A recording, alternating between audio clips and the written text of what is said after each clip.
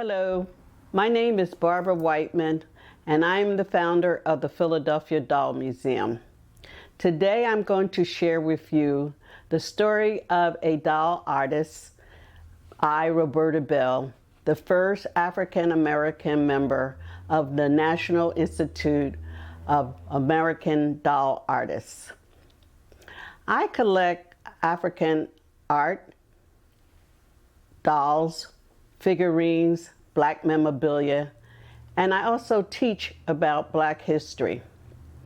This story is about one day when I was at a doll show that I saw a doll in the likeness of Paul Laurence Dunbar. It's a very nice doll, a very historical person. So I asked the seller who made the doll, and he replied, Roberta Bell, a member of NIADA, the National Institute of American Doll Artists. He also was a member, and he promised to send me her address so I could talk to her. Basically, when I called her up, I was so excited, and she answered the phone with a very cheerful, friendly voice. I said I was interested in acquiring the Reverend Richard Allen doll, the founder of the Mother Bethel Church here in Philadelphia, and did she have any more? Well, she said, oh dear, I no longer make dolls, and I have destroyed my molds, but I will help you find that doll if I can. So this was the beginning of our friendship and conversation. Roberta Bell was born in Nashville, Tennessee in 1904. Her family moved to Topeka, Kansas, where she was raised. She always loved dolls and was interested in dolls, but at that particular time there was not many Black dolls on the market. So her father, an artist and a sculptor, removed the heads and limbs of white dolls and fired them brown in his kiln, so that his daughter could have a colored doll at that time. Miss Roberta Bell continued her love for dolls, and eventually she joined the United Federation of Doll Clubs, which we call United Federation. Then she also organized a doll club called Dolls and Gals. Her interest really did increase when she took a course of doll making and doll repairs.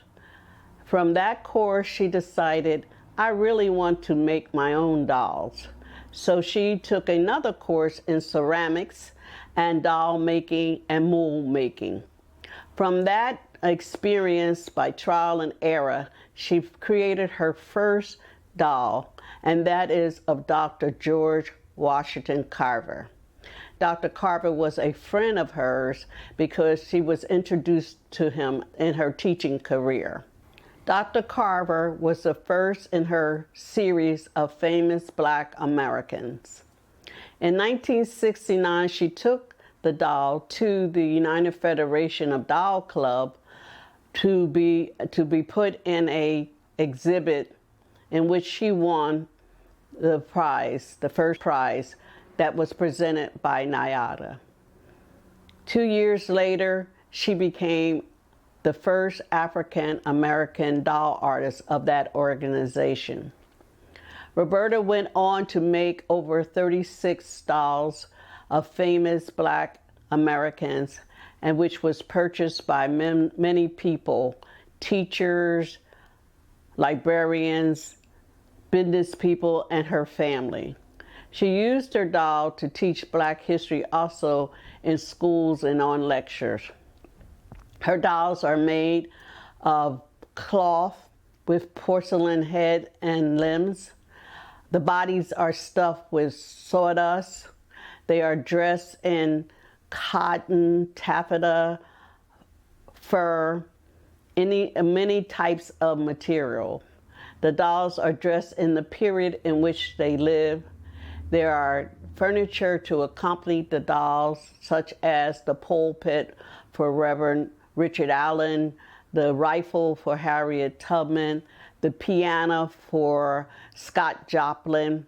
Also, her dolls have a round hand in which they can hold things such as the flag with Dr. Henson, or many other things that they can hold, the test tube for Dr. Carver. Her first doll, as we said, was that of Dr. George Washington Carver. Her last doll was of Harold Washington, the first black mayor of Chicago. Our dolls are in universities such as the University of Arkansas, and also in museums like DeSable and, of course, the Philadelphia Doll Museum.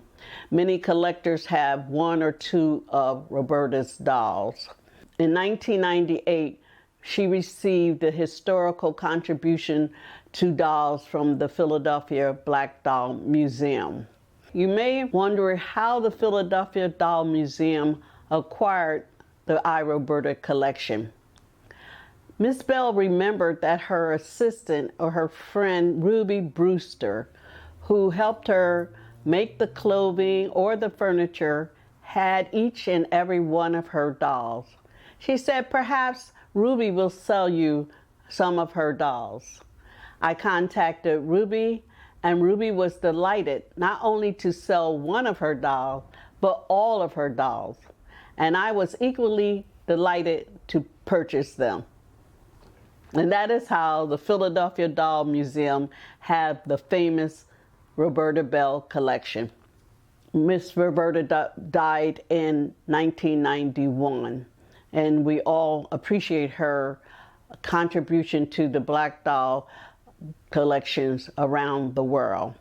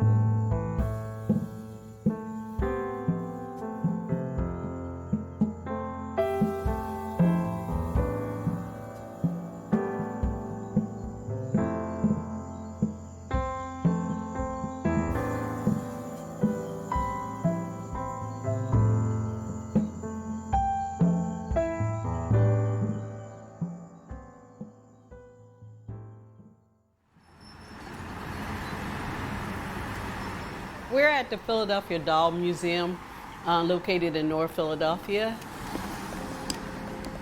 The Philadelphia Doll Museum was established in 1988. It is a museum that has a collection of over 300 Black dolls.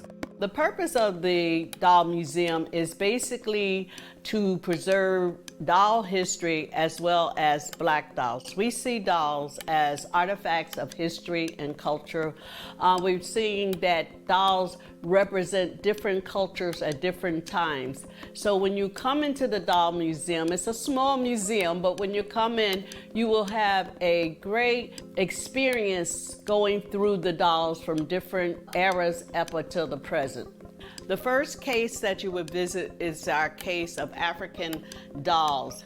Most of these dolls are made in Africa or made by doll artists to look like people from the African culture. The dolls in this case represents your antique dolls. So when we talk about dolls that are 50 years or 75 years or even 100 years older, these are your antique dolls. Most of these dolls were made in Germany and France. This is one of our largest dolls. We simply call him Big Boy. He is a porcelain head and a composition body, cloth body.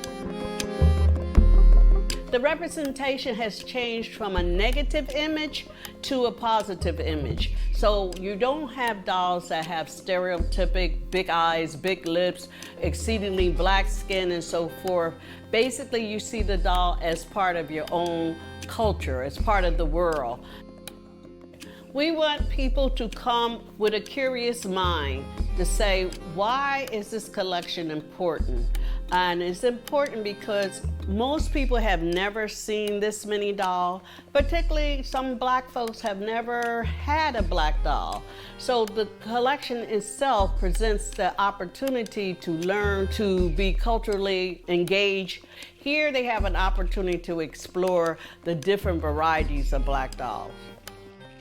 I started collecting Black memorabilia, and through Black memorabilia, I began to research. I began to study the different artifacts. It wasn't until I saw dolls that were made from Germany at an antique show that I really started figuring out where dolls were made and how. And so basically that led to me collecting all the different phases. I couldn't collect all, but I collect a lot of dolls. Here we have what we call folk dolls. This is American dolls before you came with the composition dolls. Most people were making their dolls. They were cloth dolls. They were dolls made of different materials, whether or not they were corn husks. Some dolls were called nut face dolls. There also was dolls that were made with chicken bones. So you had a variety of people making what we call homemade or homespun dolls using fabric rather than commercial material.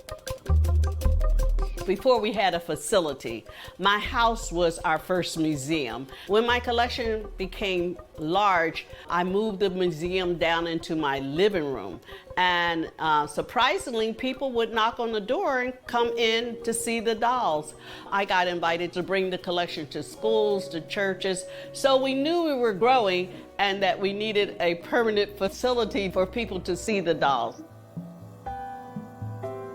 For Black children to see an image of their self is a positive experience. Historically, doll manufacturers did not produce enough Black dolls. Modern day, you have ethnically looking dolls that really represents the children that will receive them.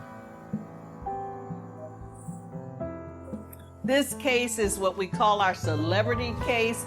We have from Muhammad Ali to Jackie Robinson to the Williams sisters in sports. Even Snoop Dogg has a doll made of him. So you can go from what do you call your sports celebrity to your historical figures also.